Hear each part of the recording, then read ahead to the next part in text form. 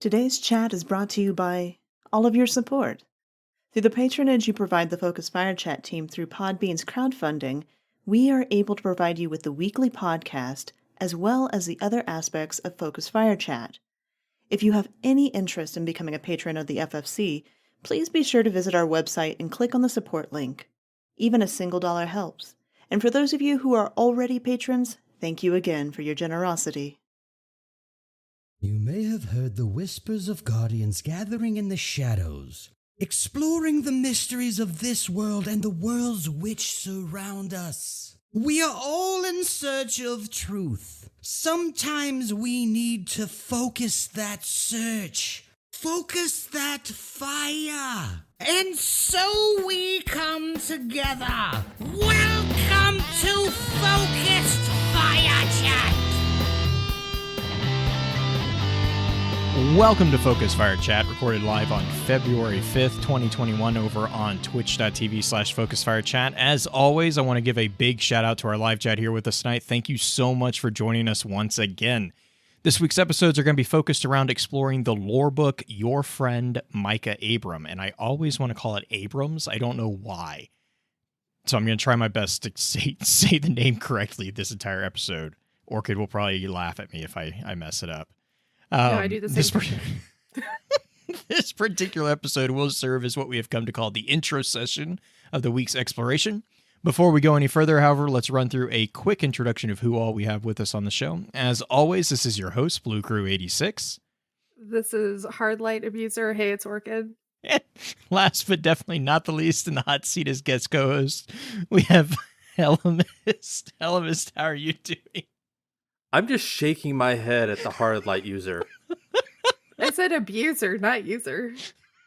With hard light, isn't it the same thing? I That's mean, worse. it depends. Like, how hard do you want it?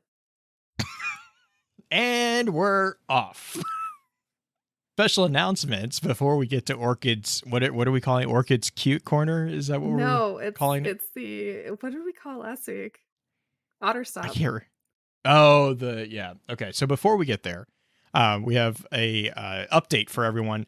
So everyone notices Green's not on the screen for those in live strat, and probably by the time you guys hear this, you'll notice that Green's not with us.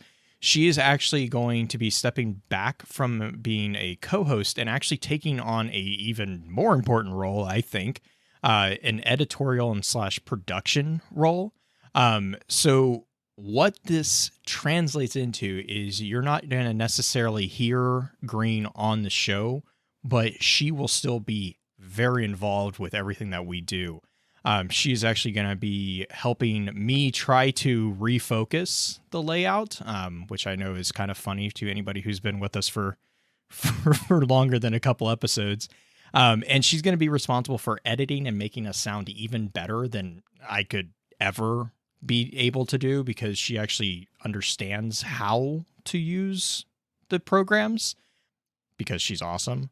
That is what's going to be going forward. Green will still be present. She just won't necessarily be on air with us. That being said, so Orchid. Otter Stop. Hey guys, it's Orchid. I would really love for you to go visit thelorenetwork.com, where you can find us alongside many impressive lore content creators. And let us know your thoughts on the weekly lore roundups, both for podcasts and for YouTube. That'd be great. Also, if you could, go leave us a review over on iTunes. 5 stars would be nice. I'll settle for 4. Anything less, and I'll get Hard Light out. And I'll abuse it in the Crucible. In your name. So, thanks. The other thing I wanted to take an opportunity to do is there's a bit of new information that got dropped this week. I know it's not really going to be in regards to the topic for tonight, but I figured we'd take a couple minutes and just throw out our initial thoughts on the trailer. Orchid, I'm going to put you in the hot seat first. What about Seattle? What do you think of our new arch nemesis? Her name is Keitel. Seattle. I'm referring to her. Seattle is the place near my house. I'm pretty sure that Twitter's assistance in pronunciation went downhill very quickly. Well, okay, like Maddie, Mylan Games, and everybody firstly decided it was Kyaddle because there was like no determination on how it was pronounced. And then the trailer came out and they're like Keitel, and I'm like, where did the other A go, guys? And so my feedback is, Bungie, do you know how to pronounce the own word in your trailer? Because I don't think you do. But I'm really excited for the new season because, hey, the armor looks really good, and I'm really, really excited for the new weapons because the loot pool is really I think there's one item in particular that I saw that you were really excited for. the firebow. No, Oh. from the trials set. Oh. You mean the three-peak sword? No, the ghost shell. Oh, the ghost shell that looks like lady parts. As soon as he said ghost shell, I knew where he was going. I cannot Log. take responsibility for that. That is Log Power Slave, the fearless leader of my Logs. clan, Terra Australis. That is not me. Do not put that on me. That is Log's fault. That is not my fault. Guilty by association? I saw that tweet and I saw that tweet from him and I was like, oh my gosh, that is hilarious. And then immediately, like, I was scrolling through and it was like, and there's Orchid. I'm very excited like, for it. yep, I want that- it so bad. Actually, the trial ship is really pretty. Mhm.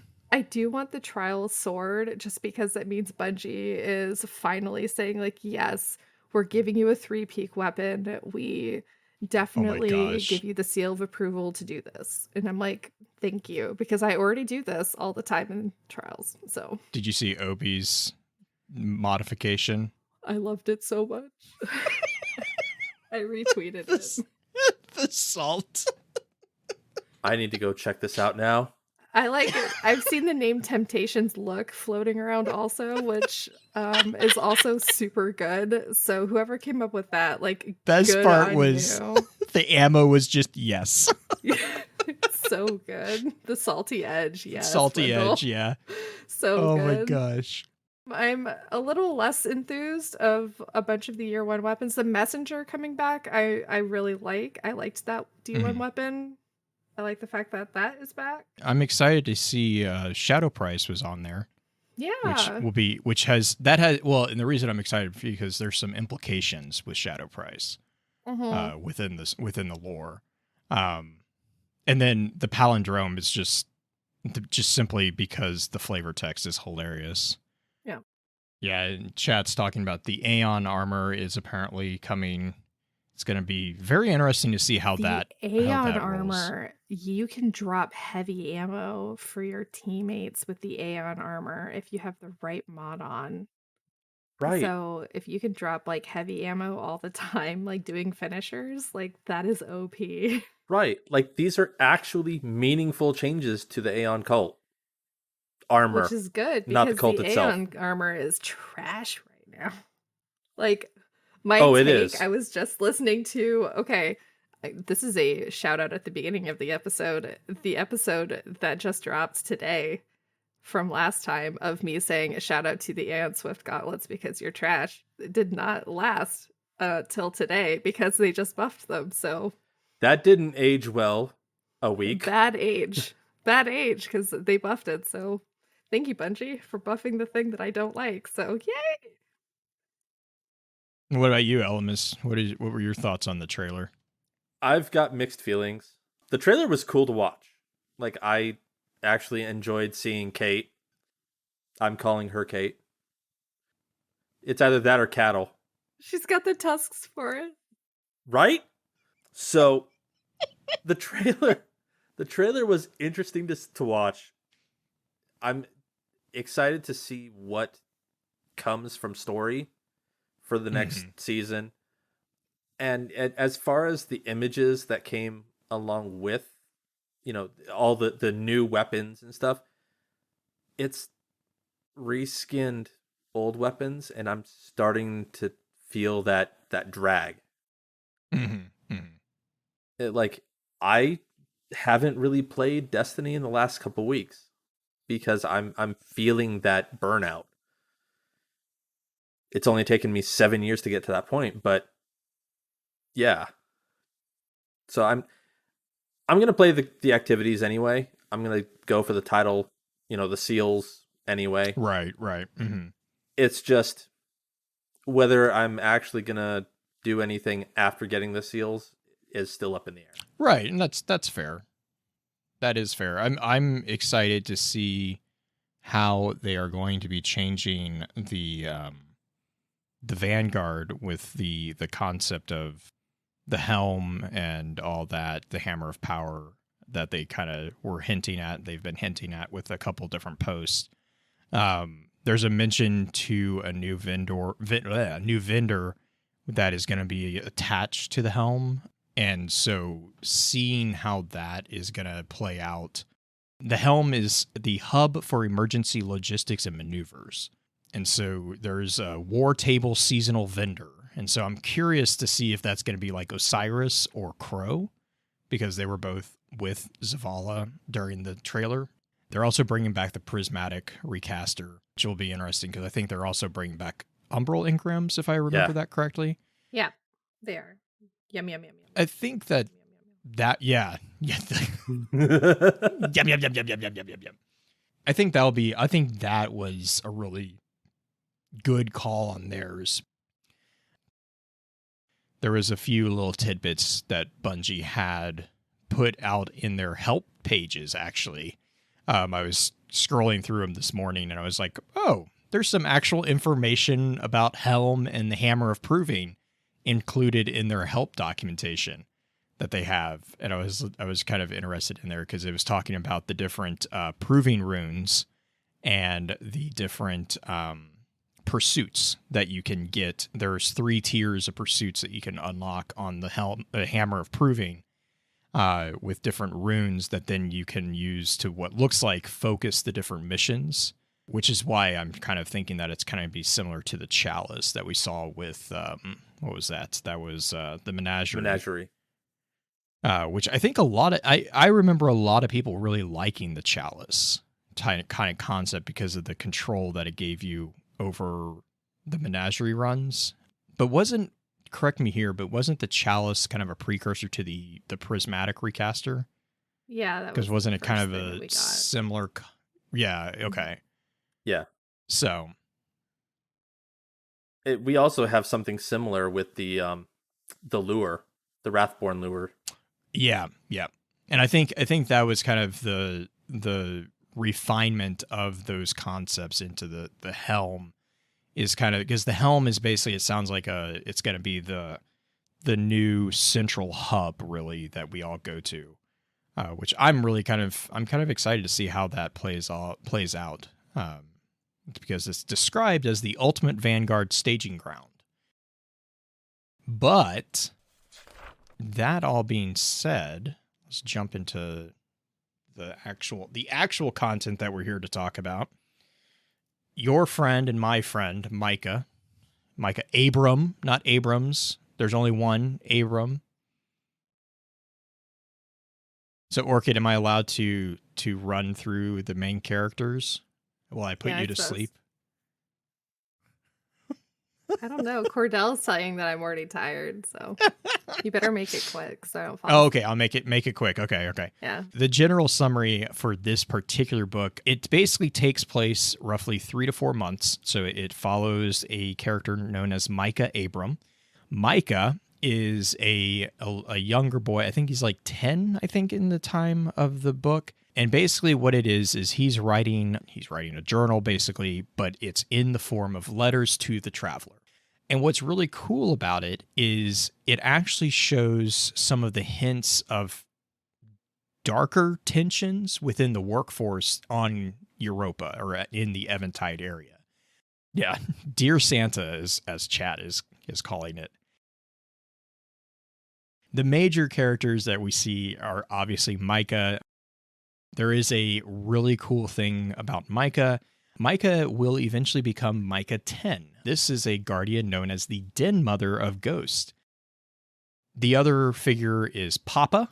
Papa, we don't know his actual name. He is a lead quantum engineer at Braytech. And then Micah's other father is Dad. We actually do know who Dad is. Dad is Hector Abram. Most people might recognize this as Hector 6. Hector 6 is referenced in Legacy's Lament. Hector was one of the psychologists that was brought to Eventide to basically help track the humanness of Exos. He was one of those experts that was kind of basically responsible for the Turing test, if you will, for the Exos. Another really cool thing about Hector is that Hector was apparently one of Clovis Bray's closest confidants.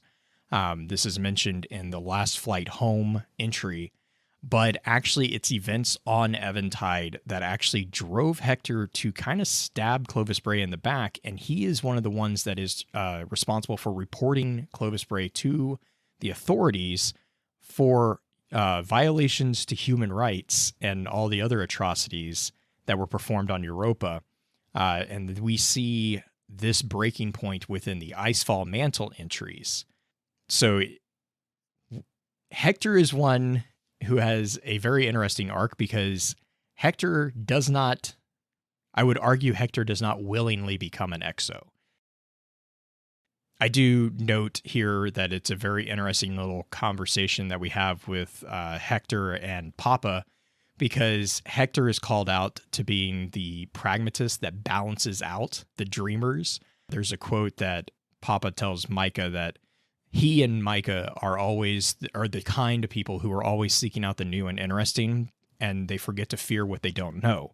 Sometimes that can get them into trouble, and that's why we have people like Hector to balance us out. I found it kind of funny that the psychologist is the pragmatist, the theoretical scientist is the pragmatist, and the quantum scientist, like the scientist who's actually engineering, is the idealistic dreamer. It's usually presented as the other way around. But that's really kind of a really quick rundown of who all we have involved. I don't know, did I miss anybody that you guys remember stood out for you guys? Oh, you know what? You forgot the most important characters, the penguins. Oh yeah. Oh, the Exo Penguins. We'll talk about them in just a second. Well, I have a fun theory about those from our good friend Josh, which I think you guys will find entertaining. But let's take a break real quick, and we'll come back and talk about Exo Penguins. This is your FFC Brain Break. While waiting for the next segment of the show to start, why not do something nice for yourself? Grab a drink, stretch, hug a family member, and wave hello to that very strange place called the outside. It's almost time to start again. Here we go. Are you ready? I know I am. Blue, are we done here yet? Seriously, I'm running out of material. Let's start the show again. Okay, so Exo Penguins, as Josh refers to them. Josh has a kind of headcanon theory that the penguins were the experiment that Clovis Bray performed to make sure that he could make humans into Exos. So he took regular penguins and made them into Exos first. They were the animal testing. So we have 9 of them. Wait, 9, right? Yeah, 9. Because if you look at the penguins, they're like Exos. Oh. Chat. Oh. Yeah, it was the experiment, the animal experimentation that Clovis Bray did to make sure that the mechanics work. No.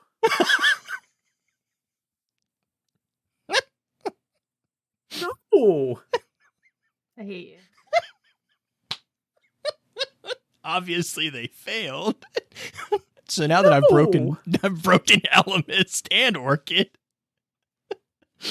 Yeah, they don't move. They don't move. Actually, they're probably like the rabbits on the moon where they do move. They just don't move when you're looking at them. Like Toy Story. They're weeping Exos. They're like weeping angels. They're weeping. Oh god. They're like weeping angels, but Exo Penguins. They're like the little bunnies. They only move when you're not looking at them. Oh god. But actually, going back to what we actually are in the lore, when Micah gets the first penguin, he names it Mihalova, and it's basically it was basically Clovis being like, "You're a kid, have a plushie. This will make you forget all the traumatic nonsense that we put you through." Just showing that Clovis has no understanding of human emotion. But then Micah goes on to collect. It's one of the first things that we see Micah as collecting, like the discarded little things. Will actually be important later on when he becomes a guardian, because at that time she becomes the den mother of ghosts. She actually collects ghosts. When Micah gets the next 8 of the penguins, he names them Calumet, Hardy, Kiao, Clovis, Willa, Alton, Elsie, and Anna. What's kind of cool here is that the one that he names Calumet is named after Evie from Ares 1. Trying to remember real quick. This is the aeronaut you didn't get to meet because she died on the way to Mars. Correct. And we get confirmation that she did not die before the mission left. She actually died on the way to Mars. At least that's the story that Micah knows. Because if you remember, there was kind of this thought that she died before they left because she was in the clubhouse. And Rasputin, air quote, Rasputin is theorized to have turned off fire alarms that conveniently didn't go off and she died. This is actually a nod to the fact that she was on the way to Mars when she died instead of before leaving. Mihalova was the Russian scientist who actually was the creator of R, which was the AI that would become Rasputin. I'm still stuck on penguin exos. I'm telling you, Exo Penguins. The weeping Exo Penguins. Yeah, Black Flag's right. I mean, he was already using pigs for one thing. He didn't have them, so he needed another animal to test out stuff on. Penguins. But that specifically means that he brought penguins from Earth. Mm-hmm. Just to kill them. Why not mice? Why not rats?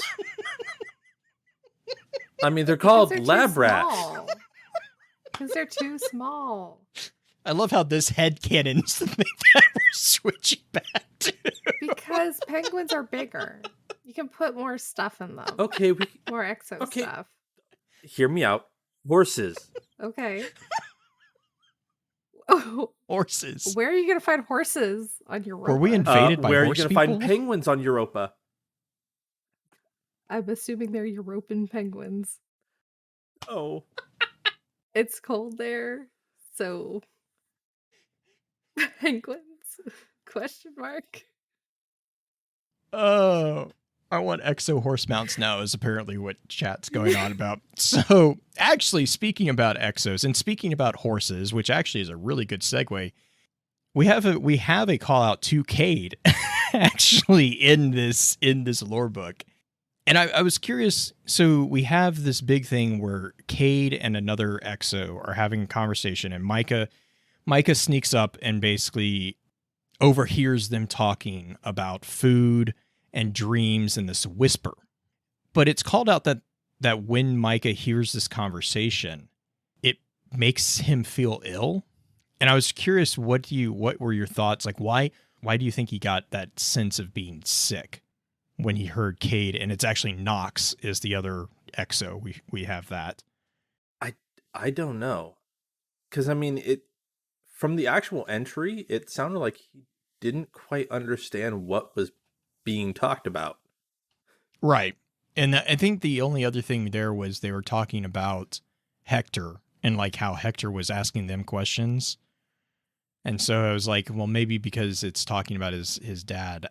The other thing too is that we do get there is a call out to the long slow whisper kind of here, and there is a idle dialogue, I believe it is Varix, that says that we have Ellimist actually having talked about the long slow whisper, which basically kind of points to the fact that, a lot of people thought that when Cade mentions the long slow whisper in, what was that?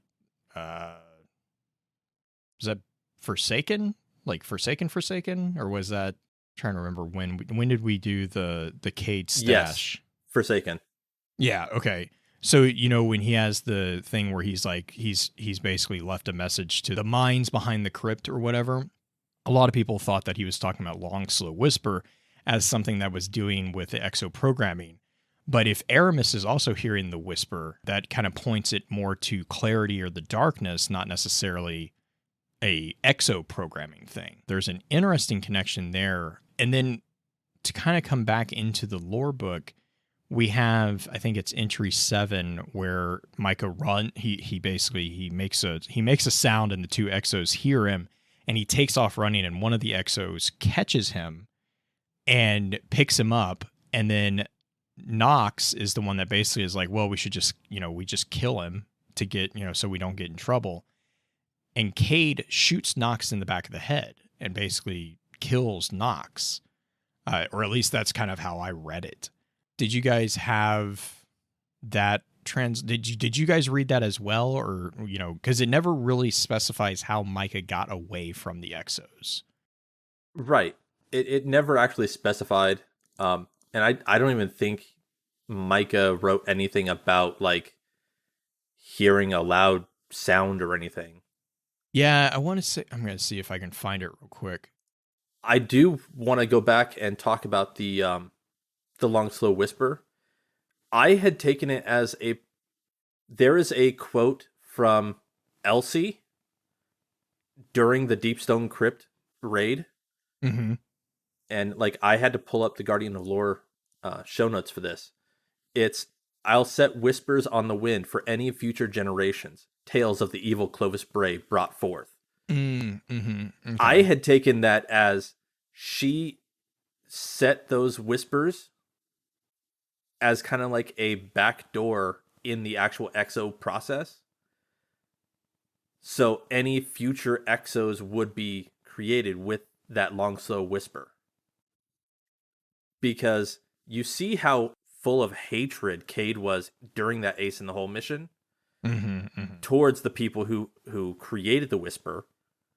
Like I'm looking at all these pieces and I'm like, okay, I think it's more of the actual like Exo process than clarity control. Okay.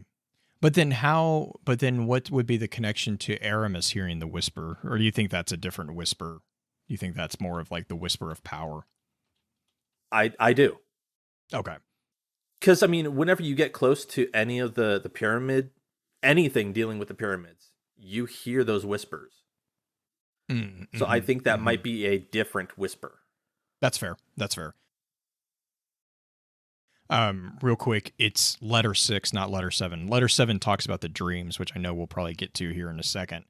Letter 6 is the one where it says that he gets caught, and I think it's the one with blue eyes. So I think Cade is the one that actually catches him.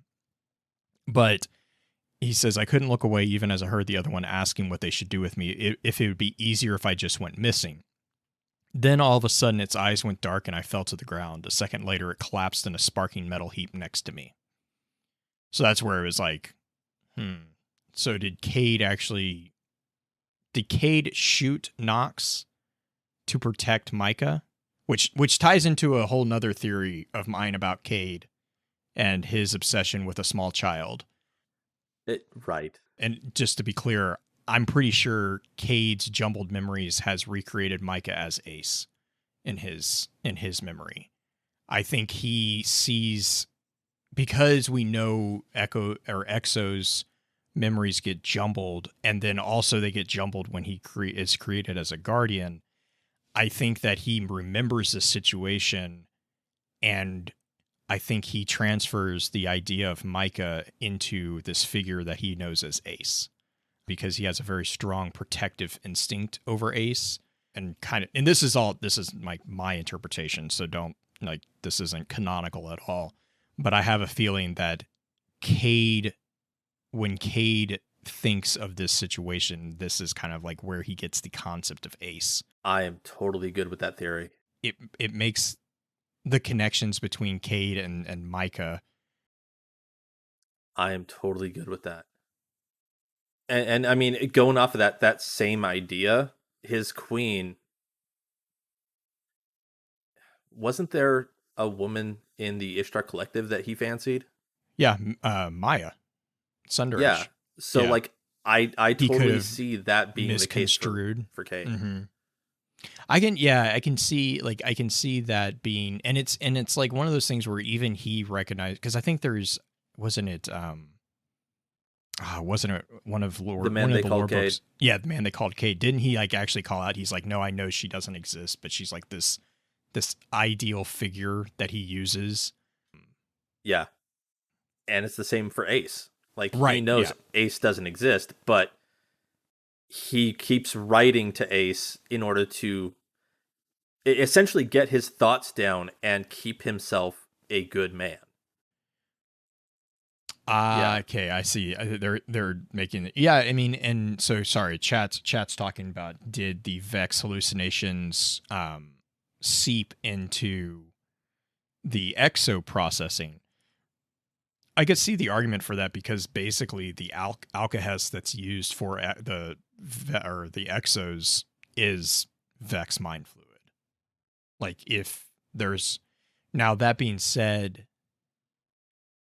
it's Vex mind fluid that's been quote unquote purified through the exposure to the paracausal energy of the darkness.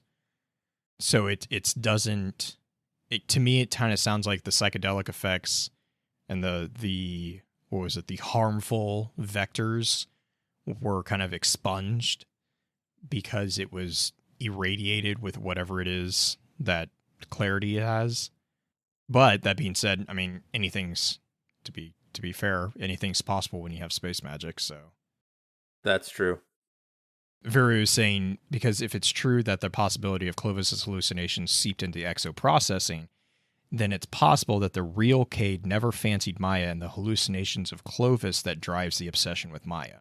I guess my counter argument to that thought is, but then wouldn't you see that necessarily in all Exos being obsessed with Maya in some fashion?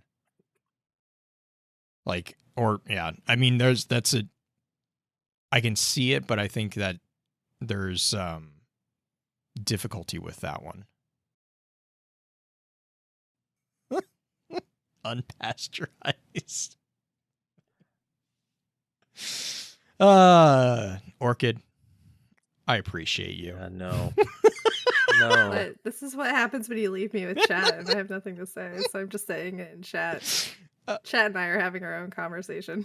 The other thing I wanted to kind of talk about a little bit here was just here at the very end was Micah being the first lore character who actually transitions. I found that really interesting. I know a lot of people actually really appreciated that. To be fair, Micah is never, I don't think Micah refers to himself as a pronoun He in does the not. lore book. In full disclosure, we talked to a couple of the writers and kind of got soft confirmation that was the intent. That being said, in the sake of the death of the author argument, the text itself does not specifically say Micah is a male. However, there is the implication within one, I think it was entry 2, when Hector and them, basically when they get to Europa and Papa and Hector like meet, and Hector has a beard. He says he feels like he's kissing a polar bear. And Papa said Dad'll grow a beard too once he discovers how much warmer his face will be. Soon you'll have 2 polar bears for parents. And then he goes on to say, like, basically that he expects when he grows up he'll have a beard too. Which is where it kind of like you get this idea that Micah is a young boy. Oh, yeah. If that's true, then expect to see me. He's again talking to the traveler here. He says, that was a long time ago, way before I was born, but you've been around so long, human years must feel like a minute to you. If that's true, then expect to see me, except grown up with a beard on Io 1 second after you get this. So again, that's just kind of like that implication there that Micah, is a male. There was a couple little confirmations to lore pieces that we've had kind of floating around in the background within this particular book that was really cool.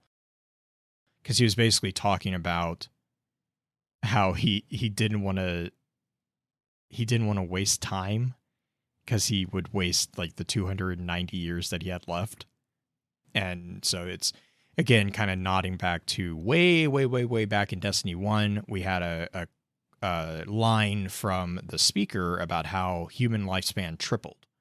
And so it was just kind of putting not a hard number, but putting a harder number on that within the Golden Age confirmation, or within the Golden Age. Found it. It was on letter 4. Doing all the work to lead up to something new, then bam, some stupid accident wipes me out, or wipes me and the rest of my 290 years out. So, I mean, I guess to kind of wrap the intro, like this kind of the summary up, like the idea again is like this, it's this weird conglomeration of different letters that are taken from various points within, these 3 or 4 months of time that this kid was on Europa. And so it's like, there's like a lot of, obviously, as you can probably tell by this point, there's a lot of these like little stories that are all baked into this one larger, it's not really a big story, but it's like this, like, again, just like this collection of diary entries. Were you guys as happy with this book as others, or did you guys not find it that interesting? So I didn't really know who Micah was before I read this book. That's fair. So Because Micah, to be fair, Micah, I think, was the biggest nod. She was in Ghost Stories.